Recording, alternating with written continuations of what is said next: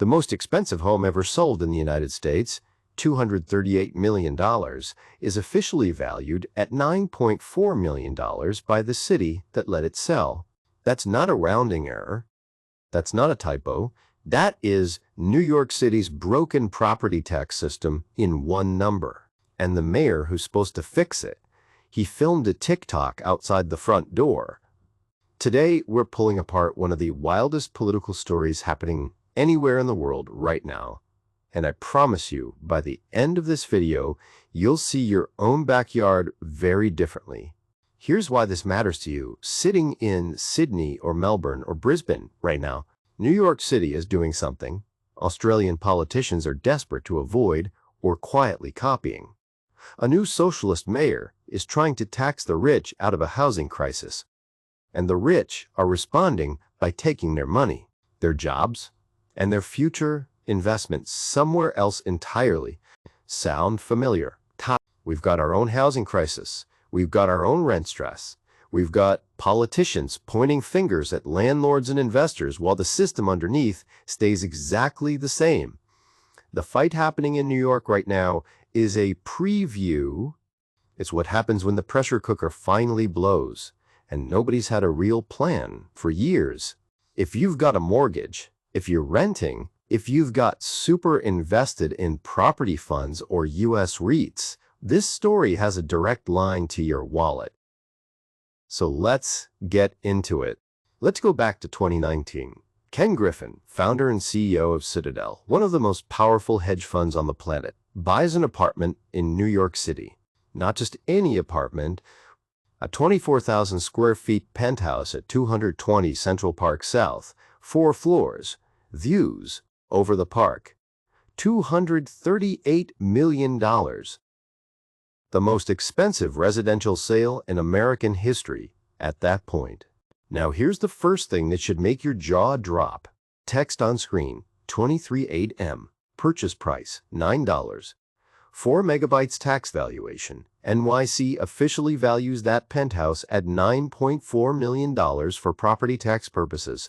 Because under New York's absurd tax laws, luxury condos get assessed based on what they'd earn as hypothetical rental apartments, not what they actually sell for. A 96% undervaluation, and nobody in power has fixed it in decades. But we'll come back to that because it gets worse. Fast forward to January 2026. New York City has a brand new mayor. His name is Zohran Mamdani. He's 35 years old, he's a democratic socialist, and he ran and won on a platform of rent freezes, taxing the wealthy, and taking on the real estate industry head-on. New Yorkers voted for him loudly. Tax day, April 15, 2026. Mamdani doesn't release a policy statement. He doesn't hold a press conference in City Hall. He grabs a camera crew, walks to Ken Griffin's block on Central Park South, films himself standing outside the $238 million penthouse, and posts it online. When I ran for mayor, he says to camera, I said I was going to tax the rich. Well, today we're taxing the rich. The video gets 470,000 views and 48,000 likes. The policy he's announcing is a pied-à-terre tax, an annual fee on luxury properties worth more than $5 million, owned by people who don't actually live in New York full-time. It's aimed directly at people like Griffin. The internet loved it. Wall Street, not so much. Within days, Griffin's COO, Gerald Beeson, sends a memo to Citadel's 2,500 employees, and the numbers in that memo are staggering.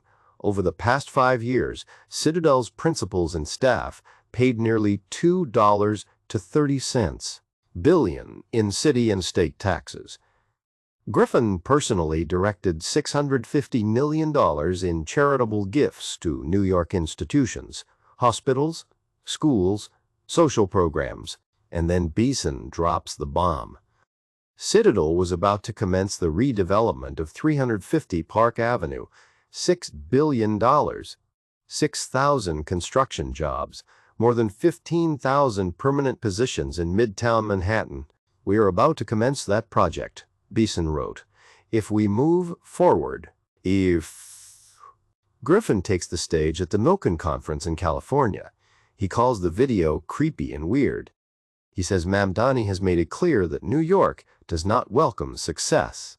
And he raises something nobody was expecting: safety.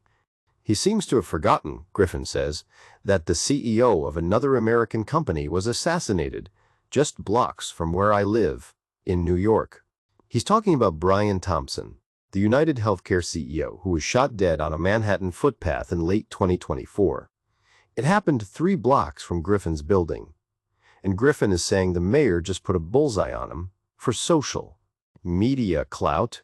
That's not a minor complaint. That's a billionaire saying the mayor of New York personally endangered his life. Griffin confirmed he was doubling down on Miami. The $6 billion NYC project. Under review, the message to every other big employer in the city crystal clear. Here's what was already happening before Mamdani even took office. New York City lost 114,000 more residents to other parts of the U.S. in 2025 than it gained. That's more than the entire population of Darwin gone in a single year. And it wasn't just the wealthy leaving.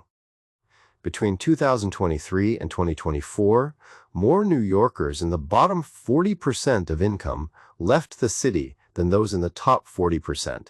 Working-class families, millennials, Hispanic New York. The median asking rent in NYC hit $3,616 a month in early 2026. You need to earn around $145,000 a year just to afford that, without being in housing stress. The actual median household income in New York City is $85,549. Do the maths on that. Hundreds of thousands of people living in a city they simply cannot afford. And Apollo Global Management, a $900 billion Wall Street firm, one of the biggest in the world, announced it's opening a second headquarters. Probably Florida, probably Texas. CEO Mark Rowan sent a message to the Financial Times that said, "New York does not have a monopoly on talent, and we expect most of our future growth will take place in our second HQ." In total, New York has hemorrhaged firms managing more than $1 trillion in assets over recent years. $1 trillion walked out the door. And it's accelerating. So how did everyone respond? Mamdani's team put out a statement saying the mayor wants all New Yorkers to succeed, including Griffin, and that the city needs meaningful tax reform. Standard stuff, politically safe. Completely divorced from the reality of what had just happened. Bill Ackman, the billionaire CEO of Pershing Square, backed Griffin publicly. He wrote that people like Griffin make NYC high-end development viable and that the city should be applauding Griffin for spending $238 million there, not attacking him. And then Eric Adams, the former mayor, a fellow Democrat, went on X and said Mamdani's video traded thousands of real, good-paying jobs in our city for social media likes. Adams then personally called Griffin to apologize on the city's behalf and beg him to reconsider. Let that sink in. The previous mayor was doing the current mayor's damage control. The Washington Post called it a moral failure driven by envy. They wrote that Griffin's only crime was owning a nice penthouse. That is, being a successful person. Now look, I'm not here to tell you Ken Griffin deserves sympathy. The bloke owns a 24,000 square feet apartment he barely lives in a city where nurses and teachers can't find a rental. That's a legitimate thing to be angry about.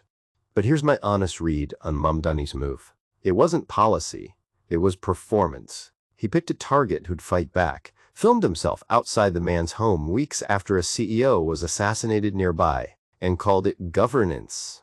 You don't fix a housing crisis with a 1-minute video. You fix it with zoning reform, supply increases, and infrastructure investment, all of which take years and don't go viral. Mamdani chose the clip. New York is paying the price. Here's what almost no one is talking about in all of this noise. Mamdani's pied-à-terre tax, the whole thing that started this war, wouldn't even solve the actual problem. Because the actual problem isn't that billionaires own expensive apartments. The actual problem is that New York City's property tax system is one of the most broken, regressive, and structurally dishonest systems in any developed city in the world. Griffin's $238 million penthouse taxed at $9.4 million. That's not a loophole Griffin found. That's the system working exactly as designed. To undervalue luxury condos and overtax renters and middle-class homeowners, large apartment buildings face higher effective tax rates than single-family homes. People living in predominantly black neighborhoods pay higher property tax rates than wealthy, predominantly white neighborhoods. Experts at Yale, the Tax Foundation, CNN Business, they all said the same thing. In a properly designed property tax system, Griffin's penthouse would already be taxed far higher. No new law needed. Just fix the existing one. Mamdani's fighting for a band-aid. The wound is hemorrhaging. The capital fleeing New York isn't just going somewhere. It's landing somewhere.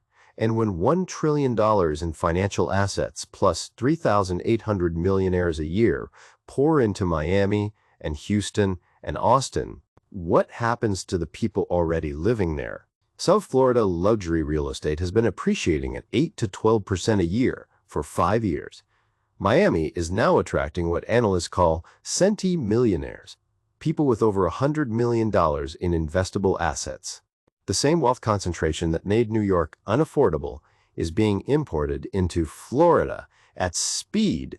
Florida's working class doesn't get a rent freeze or a pied-à-terre tax. They just get higher rents. And then there's the death spiral dynamic. Fewer wealthy taxpayers means less tax revenue. But New York's city government doesn't cut spending when the tax base shrinks. It raises taxes on whoever's left, which pushes more people and businesses out, which shrinks the tax base further. NYC's top 1% already pay more than 40% of the city's income tax. When they leave, that doesn't get replaced. Working and middle-class New Yorkers pick up the tab through higher costs, worse services, or both. The rent crisis in New York isn't new. Over 2,000 rent-stabilized apartments were already at risk of mortgage default as of early last year. The number of foreclosures on stabilized units was doubling every year from 2022. The 2019 housing laws that were meant to protect tenants made it almost impossible for landlords to cover rising costs, so they're walking away from the properties entirely. Mamdani inherited a broken system, but breaking it faster isn't a solution. And right now, that's what's happening. So why should you care about any of this? Because we're roughly 10 years behind New York on the same trajectory, and we have a chance to learn from it if we're paying attention. Australia's National Housing Supply and Affordability Council came out last year and confirmed we're still very much in a housing crisis that has been decades in the making. In 2024, new mortgage holders were spending 50 cents of every dollar they earned just on their repayments. Renters were spending a third of their income on rent. The average time to save a 20% deposit is now over 10 years nationally, and only 14% of homes on the market were affordable. For a median income household, the lowest on record, 14%. Think about that next time a politician tells you housing is their priority. Blackstone, the world's largest landlord, $320 billion in real estate assets, 274,000 rental homes across America, has been systematically pulling capital out of regulated markets like New York and flooding it into unregulated Sunbelt states. They own more than 11,000 apartments in just one New York complex. And their strategy going forward is buying, not building, in markets with minimal tenant protection. Australia doesn't have the institutional landlord problem at scale yet, but the conditions for it are being created right now. Land scarcity, low vacancy rates, chronic undersupply, and political paralysis on reform. If you've got super in a fund with U.S. property exposure, the capital flight from NYC to Florida and Texas is already affecting your returns positively in some Sun Belt-focused funds, negatively in others. worth knowing what you're actually invested in. And if you're watching what state governments in Queensland, Victoria, and NSW are doing with rental laws and land tax right now, watch New York. Watch what happens when you try to regulate the rental market without fixing supply first. Watch the landlords sell up or exit the market. Watch the rental stock shrink. Watch the rents go up faster. The lesson from New York isn't don't tax the rich. The lesson is performing for the camera is not the same as governing.